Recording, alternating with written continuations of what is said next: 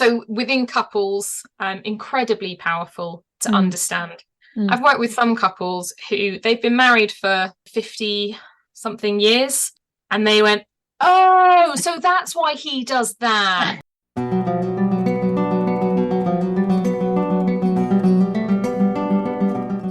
Salut les vivantes! Dans cet épisode, je reçois Sarah Clarke. Passionnée de communication, Sarah t'invite à découvrir quels sont tes live languages et ceux de ton entourage pour vivre des relations plus harmonieuses.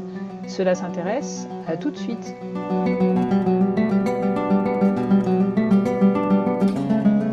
Bienvenue à toi dans ce nouvel épisode du podcast Plus de vie, un podcast par des femmes pour des femmes. Plus de vie, c'est une thématique par mois, déclinée à travers des interviews, des partages, des réflexions et des méditations. Et c'est pour toi, femme qui cherche à être toujours plus vivante et incarnée. Buen camino!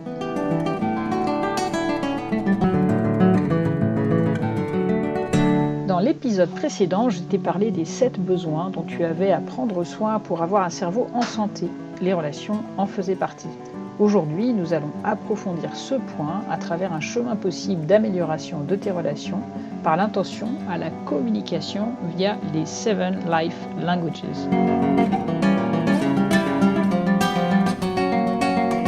Si tu veux être nourri régulièrement, je t'invite à t'abonner à mon infolettre. Le lien est en description. Mon invitée d'aujourd'hui est Sarah Clarke. Sarah est une collègue anglaise. Elle est coach en communication via l'outil des 7 life languages. J'ai trouvé cette démarche intéressante et voulais te la faire découvrir. L'interview est en anglais.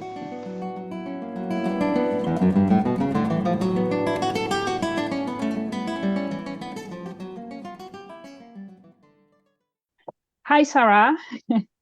Hello. I'm very glad to interview you today, to be able to share with other women one of the tools you are using for improving communication. How are you doing? Yeah, I'm doing good. It's nice to be able to talk about it. Life languages is something I am passionate about, so I love getting the opportunity for being able to talk to people about it. That's perfect. Today, so I am receiving an English woman. As you see, we speak English today. Sarah Clarke is from England. She was a teacher for 13 years, and now she is a communication coach using an interesting tool called life languages. How did you discover this thing? So for me, it was kind of a bit by bit process of really kind of delving into the language. I first came across it through my family. So my parents had done a workshop on life languages, and they were raving about it. They were saying, "This is so good, Sarah, you really should do this." So I went on one of the workshops, I did my profile, learnt about the different languages, and thought, that's really interesting. And then I didn't do anything for a while, but my brother's workplace used life languages with every single employee, whether they're paid, part-time, voluntary. Huge number of them were using life languages as a tool, and so him and his wife were talking about life languages a lot, and it kind of piqued my interest again. I was like, oh yes, no, I've done that, I really should look at that again. And it just, as I was looking into it more and more, I just started to see how useful it was, and just how wide ranging its applications were. And then it was about 4 or 5 years ago, I think, I wanted to just expand what I was doing, and look at coaching. And so I spoke to my friend who is a trainer. So she trains up new coaches, and I said, I'm interested in doing this thing. She said, we've got a course starting in 4 days, would you like to join? I'm like, oh right, well, we made it work. It was a slightly interesting time. So I was still working as a teacher at the time, and we were just about to go back for the start of term. So the training was down in Bath, which is a 2.5 hour drive away from where I was living. Wow. So I did the first day, drove back, had my first day at school, drove back, had the weekend of training, and then drove back to continue the term. But I can safely say it's really been worth it. Yeah, you were very, very motivated to do that. Yeah, yeah. I'm very glad that I've done it. And it's a great tool. I love using it and just helping people out with it. And what you shared that it could be used in different area. You said your parents, maybe it was for their couple, I don't know, your brother, I don't know, in his job, but maybe in his family as well. And what personally did you receive from this this path? So for me, I first got most as an individual, this is explaining the way that I do things and the way that I want to communicate.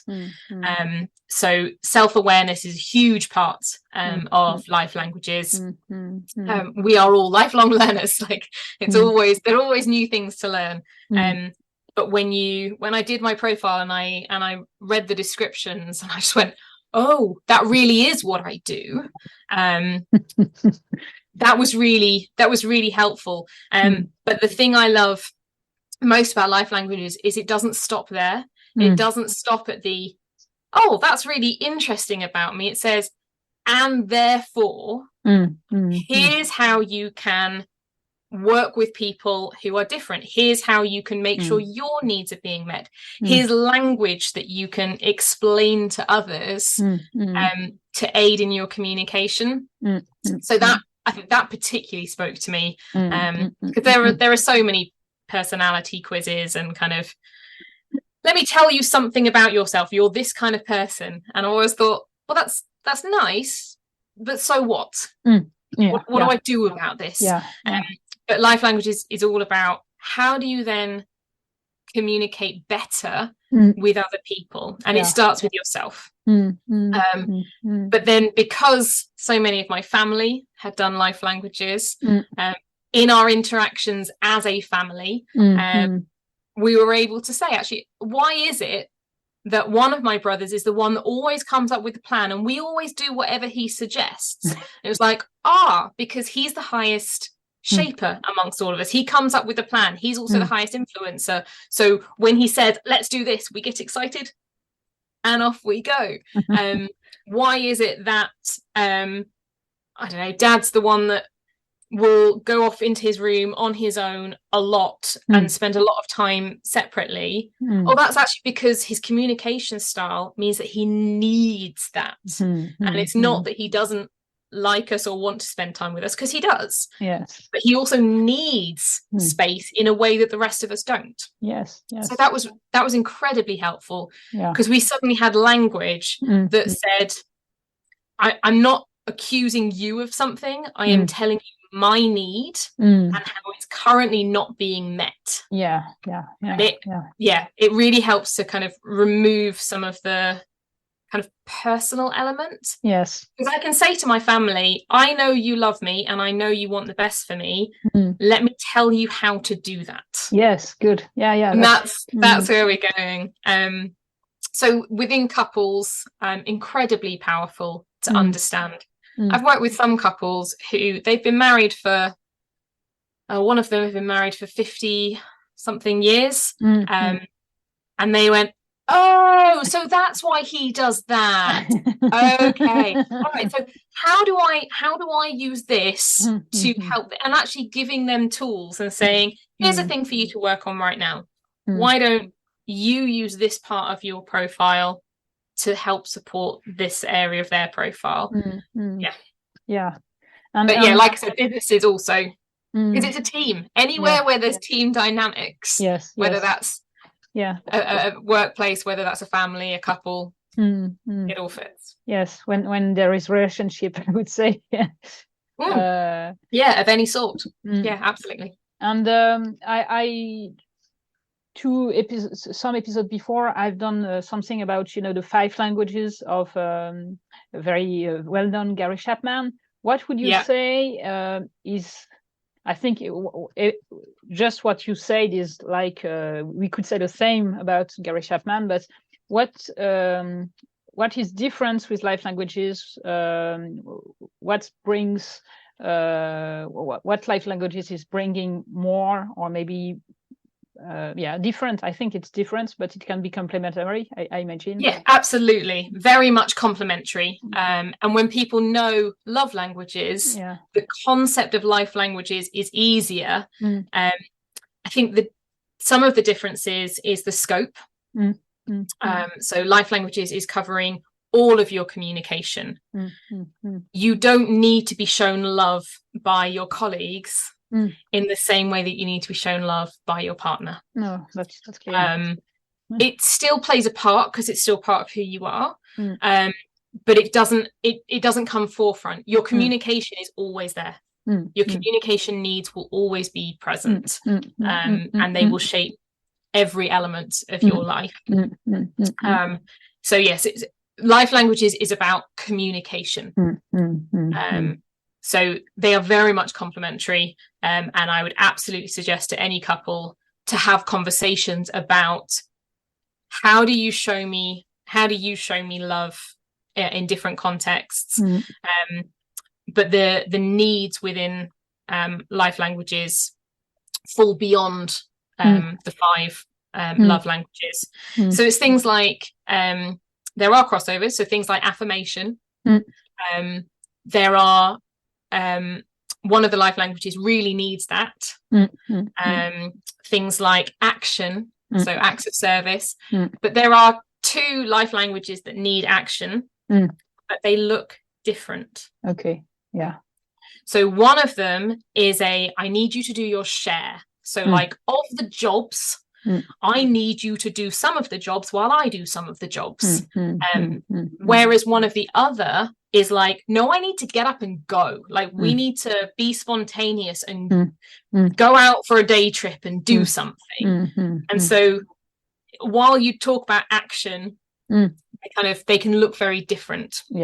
So life languages as a supporting thing can help to unpack what does that look like.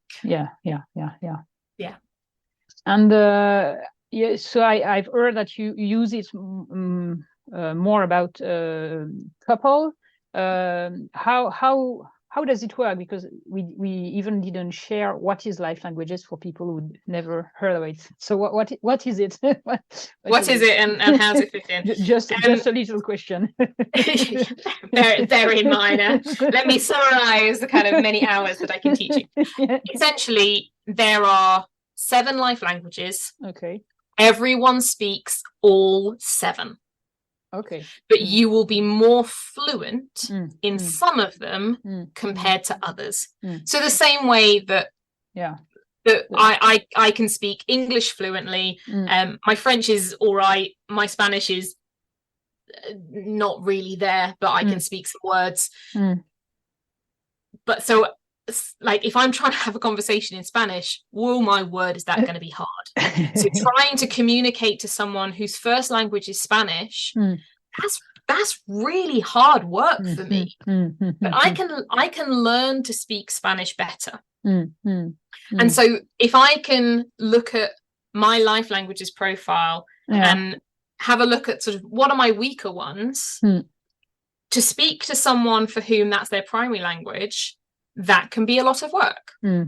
However, the better I understand the language, the more effectively I'm going to communicate with them. And the nice thing is that the life languages are far easier to learn than an entire spoken language. We have got sort of a summary that all fits just onto one page of like the bare bone key points. So it is far easier than a whole language. But that gives you an idea of kind of where that's sitting.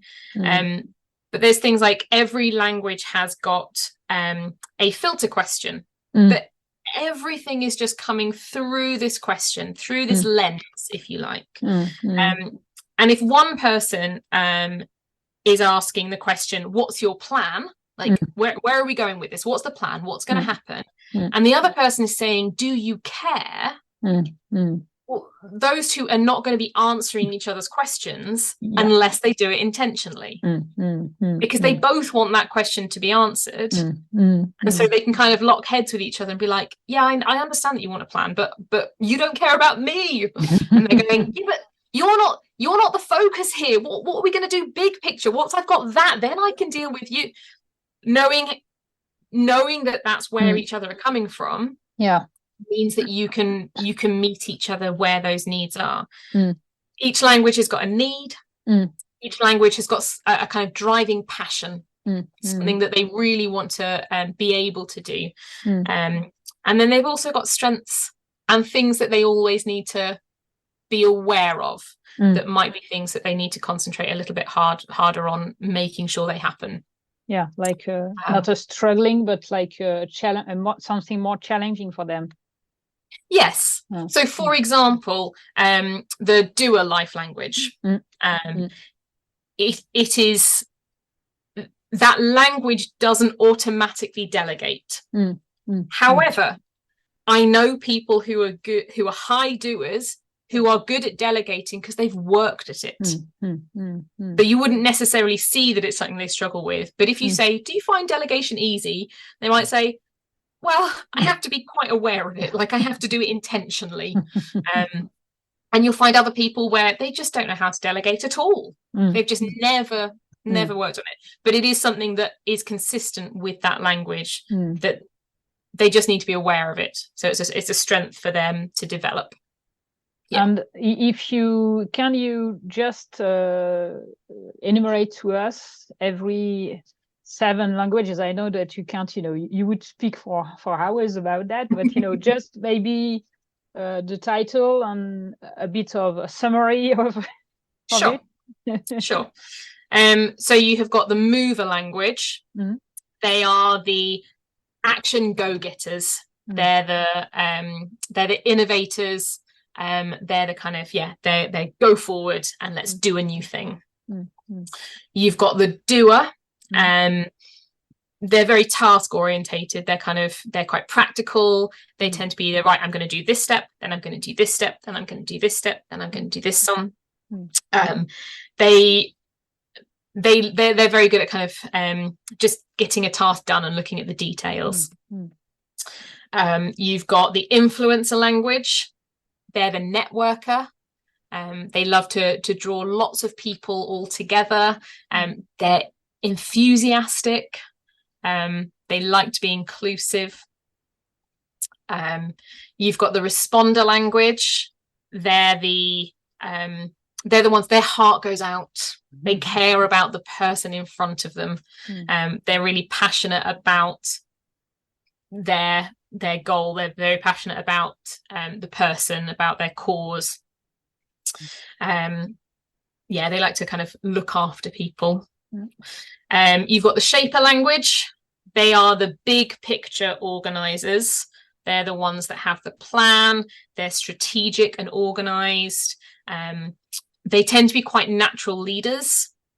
They want things to be led well.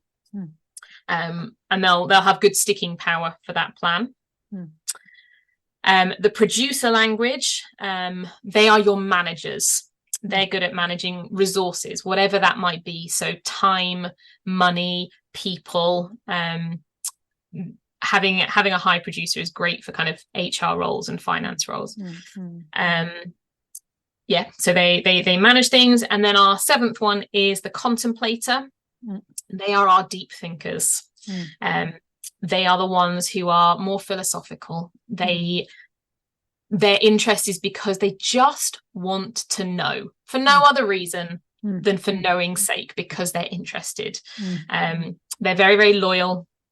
And they love to have like focused attention, but they also need space. That's your father. Yes. So my father is a first language contemplator, but he is a second language producer. So he's also very, very capable with his finances. He knows a lot about investments and about how you put things together, and he kind of draws on both of those within that. And the others are there as well. Like, all of us speak all 7 of them. But if I gave you a description of each one, with the ones that you speak very well, you'd be like, yep, that's me, that's me, that's me, that's me, that's me. And with one that you don't speak very fluently, you might go, that one, and maybe sometimes that one. So you'd identify less with the ones that, you're less fluent. When you make me pass this test to see what my life language was some years ago. I don't have them in memory, but I think I would be responder for sure. And certainly a doer. And I think that less for me is maybe shaper languages, like doing a plan, strategic. I'm like, so like for you, one of the important things for you to be aware of is when you're interacting with someone who is a high shaper, well, how do you meet their need? Because you might need to be intentional about it. They need a plan, they need support and agreement. And so you might just go, oh yeah, well, you come up with a plan, that's fine. But actually they would value saying, yep, I think that's great. And with that, can we just tweak this bit? Let's make sure we're all on the same page. And actually just, it really helps with the interactions with someone like that. And you are doing this for some years now. What did it change for your usual life, I would say, ordinary life?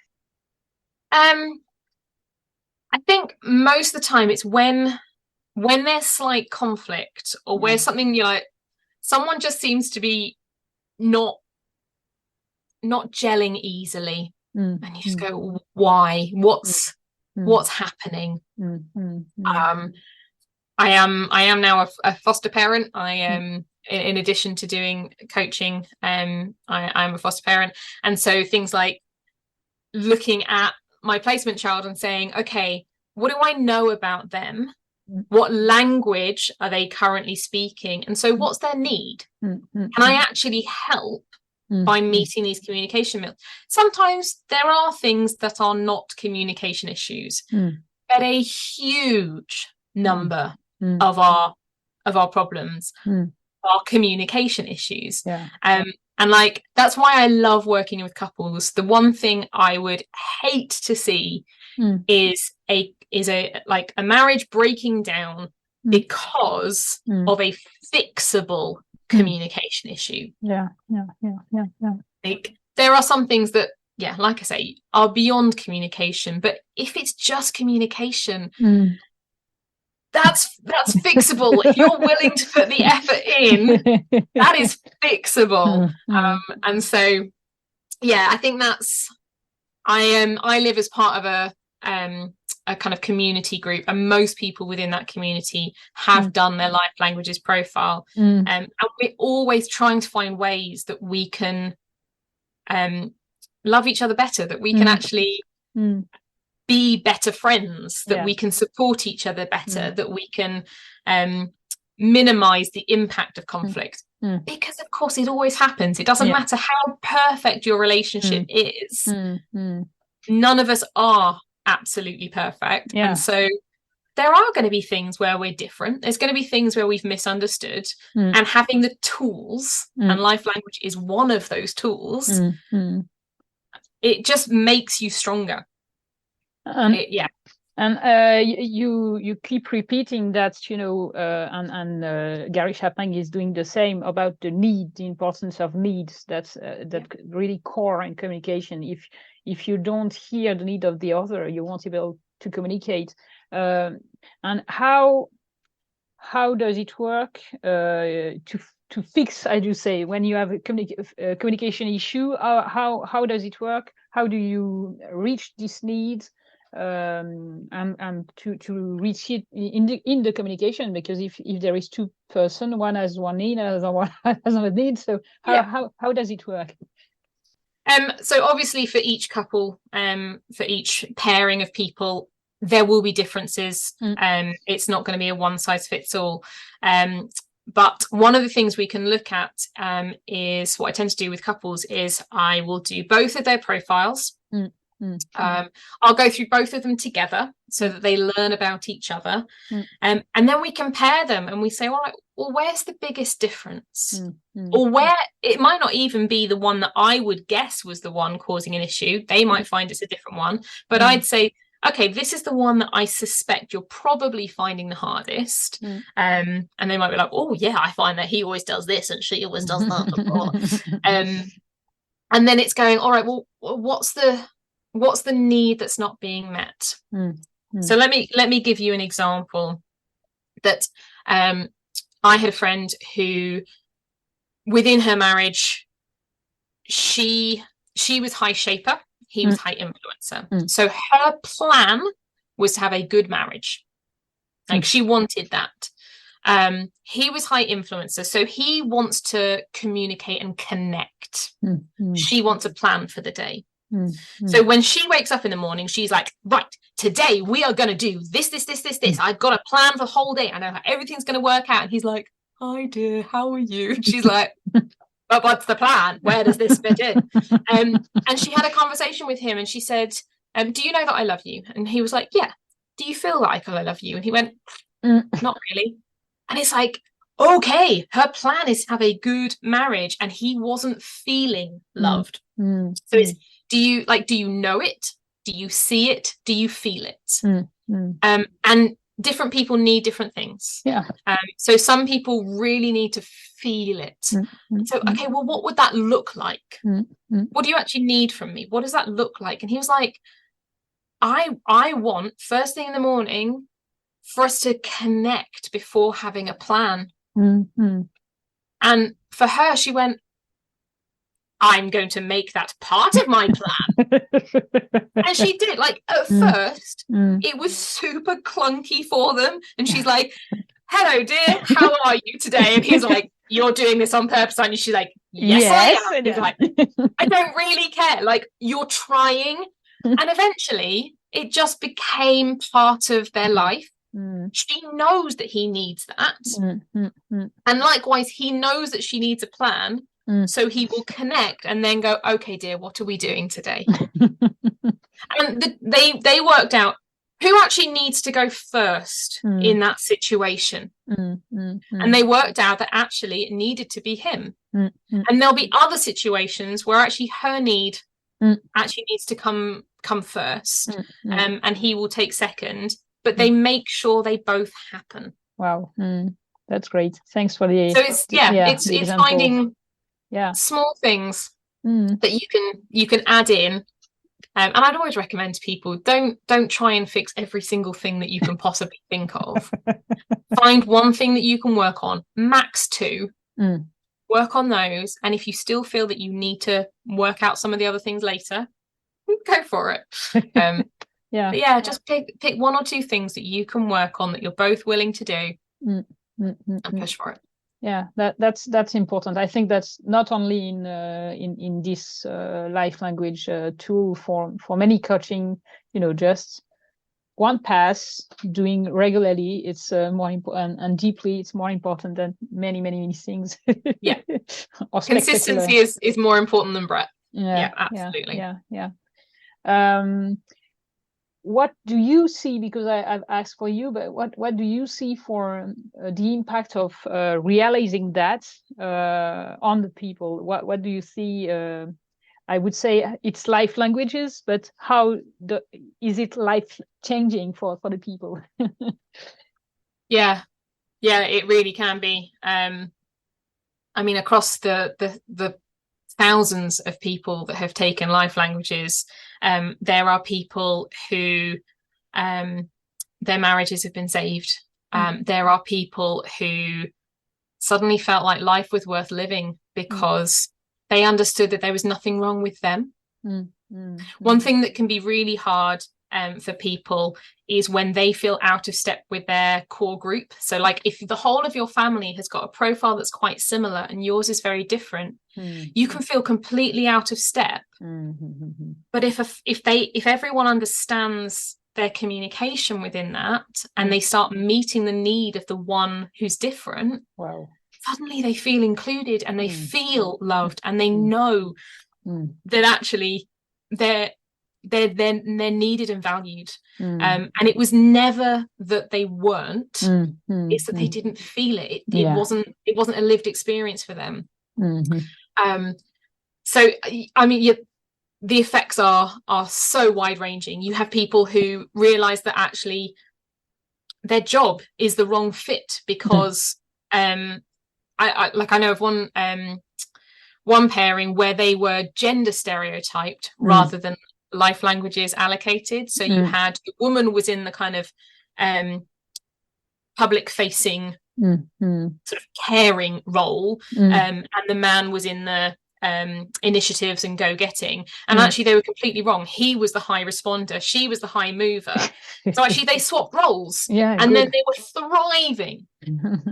Businesses can turn around because suddenly their teams are functioning. The number of lost work days because of conflict, which lead to stress, which lead to unproductivity, which bottom line, like if you are a company, bottom line, you need your employees to be content. It just feeds all the way back up, because when they're feeling valued, when they're feeling seen, they work better. And so your whole business just improves because your employees know what's going on. So I've seen even just when the boss has done life languages, it's had an impact going down because they've started looking out for their employees in a different way, even if they haven't done it with the whole company. So yeah, the effects can be really quite far-reaching and very life impacting. That's great. That's good testimony, because I think that communication is indeed like one of the core issue in every area, you know, personal, in the work, in business, in association as well, you know, when you're volunteering somewhere in different communities. So that's good to have a tool who is like available. Do you know if it is available in French or? We certainly have some of it translated into French. I can pull it up. Yes, I think we've got the main resources in French. But yeah, it all starts with doing a profile. Okay. So you do the profile. At the moment, there are not a lot of coaches in France, but we are ever expanding. So we started off everything being just in English, and we're now in Dutch and German, Japanese, Spanish, Portuguese, Polish, Russian, Chinese. All of those are in the pipeline. Some of it's kind of because it takes someone that really gets it. So we're translating things well. That's really important to us, that it's done well. So the first step is doing a profile. Then you have like somebody like you who are trained to do this, to read the profile with the person, or so if you do your profile, you will be sent the documentation with your results. So there is a certain amount that you can get through reading through that yourself. You will certainly get more from it if it's unpacked by a coach who's trained in it, because they can point out connections and things that you probably wouldn't have seen. And they can just help you walk through it and unpack it. And if you want to go into more depth, you get a kind of it's a decent sized PDF. But if you want to be able to do that, to know more about each of the languages, then doing something like a workshop, that really helps. And I know several coaches that do online workshops, myself included. So there are there are options for remote accessing. Directly. And I am asking the same question to every person I am interviewing, because in English it's not the same, but in French my podcast is called Plus de vie. so we could call it more life, you know. Yep. And I am asking for you, what would be like a word of life, you know, to give more life to the people who are listening to this podcast. So what would I say to help them Yes. give more life? Yeah. I think knowing your worth and knowing your value is super, super important. For me, a huge part of that comes from my faith, comes from God.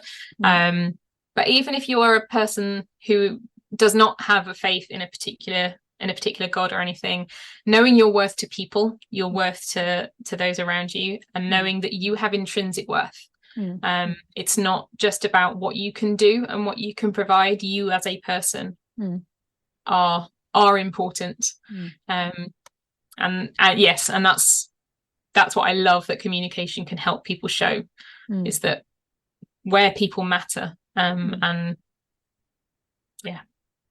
Thank you very much. That's important. That's very important to see how worthy, you know, every one of us is. And as you say, not only by what you do, but because you are. Yeah. If I receive it well. So thank you very much, Sarah. And you're so welcome. I will send you the link when it will be published. Thank you. And yeah, it's important to share with our French community this beautiful tool. Yeah, and I've just checked out the Life Languages profile. It's been translated into French. Good. So if you go to lifelanguages.global, there's a language button. Pull it down, and you can select French. Perfect. And so, yeah, that's good. You'll be able to see that. Dans cet épisode, tu as pu découvrir la richesse des 7 Life Languages pour comprendre ta manière de communiquer, celle des autres, et améliorer ta communication avec les autres dans le cadre privé ou professionnel. Dans les notes d'épisode, les liens vers les 7 Life Languages, un livre et des moyens de rester en lien avec Sarah. En écoutant cet épisode, peut-être as-tu pensé à quelqu'un à qui il pourrait faire du bien, n'hésite pas à lui partager. C'était le dernier épisode de la saison 1 qui parlait de relations à toi et aux autres. La saison 2 commence demain, le 1er janvier. Elle portera sur la liberté financière, car il peut être difficile d'être pleinement vivante quand ton compte à banque est à sec. Rendez-vous demain pour bien commencer l'année. Buen camino!